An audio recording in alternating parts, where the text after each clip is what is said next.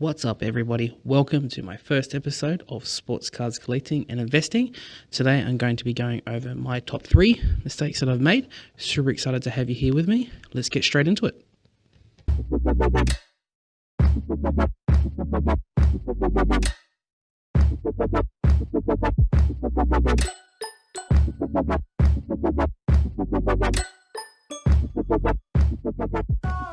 I just wanted to share my story and journey in collecting and flipping NBA cards specifically. I've had a love for the NBA for as long as I can remember. We're in a very unique spot being in Australia where, cards, resources are not readily available as like people who are located in America. So I thought I would go over my 3 mistakes that I made when getting back into this. I think I've only sold 3 cards so far. Sold 2 Michael Jordans GMA encased, $20, $30, and I sold a GMA Kevin Durant rookie card, $177. To be honest, I think the Gary V effect sold that because I had that up there for about a week or two, not even a bite. As soon as he posted that same day, it got sold for $177. So let's go over my top 3 things. Number 1, social media hype.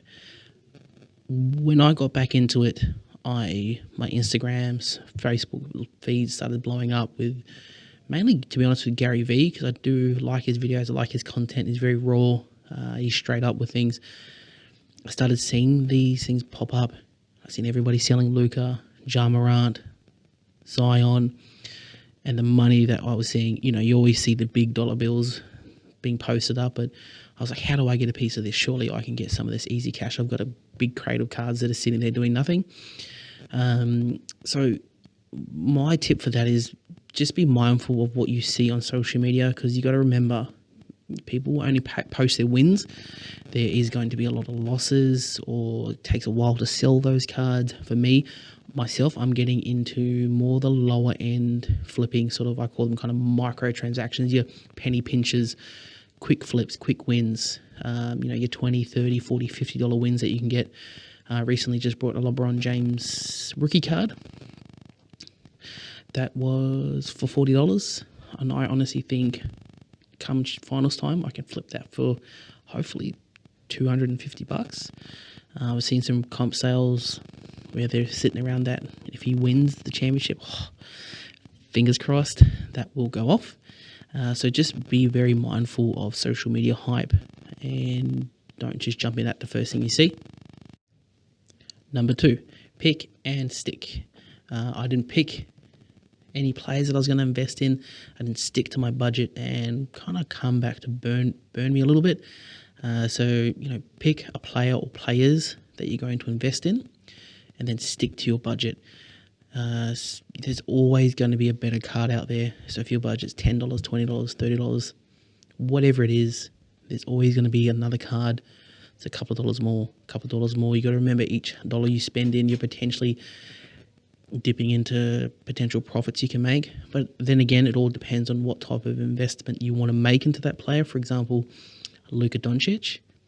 That's a pretty solid investment. Big money, but his prices are skyrocketing. Another good one for me, who I'm picking with, which is my layup, is Tyler Hero. His prices are already going up. I was able to get on pretty early and secure some of his cards relatively cheap. A long shot, my shot from the logo, is Taco Fall. This guy already is a cult figure within Boston, fan favorite, hasn't really done too much just yet.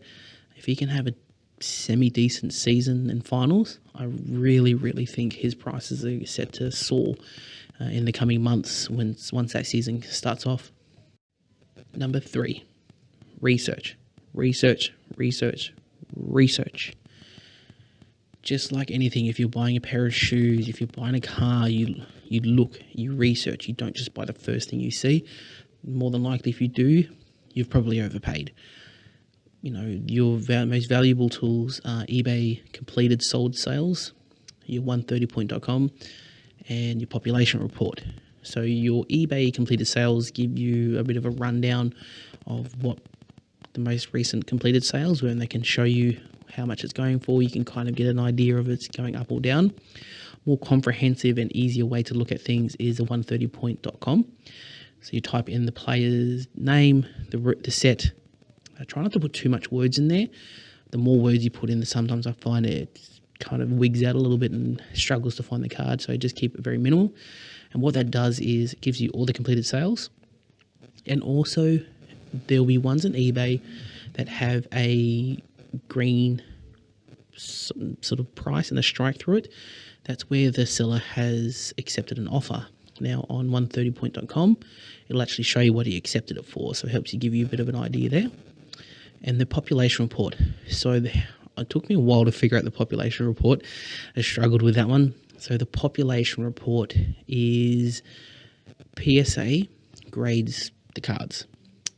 1, 2, 3, 4, 5, 6, all the way up to 10. And say there's 5,000 cards they graded.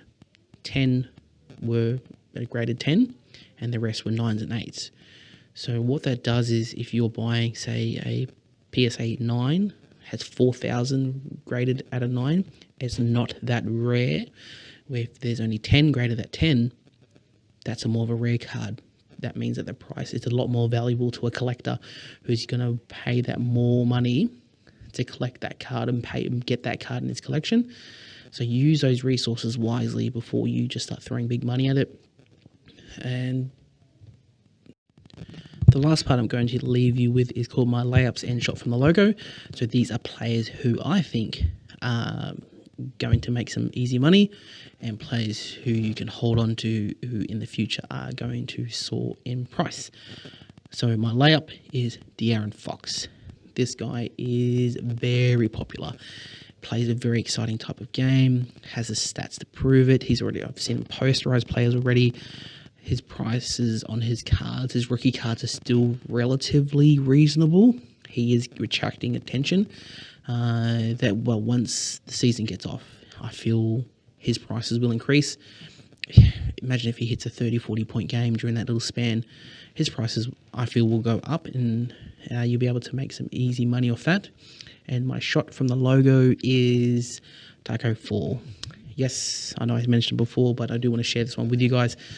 I really feel that he is going to make some good money. Like I said, very popular. Big thing about this game is popularity, social media popularity. For example, James Harden, historically good, not that popular with the fans. That's why you still see some of his cards are decent value, but they're not soaring like your Luka Doncic, Zion Williams. He's just not that popular within the market. So have a look at Taco 4. And I hope you guys have a good day, and hope to see you in my next episode.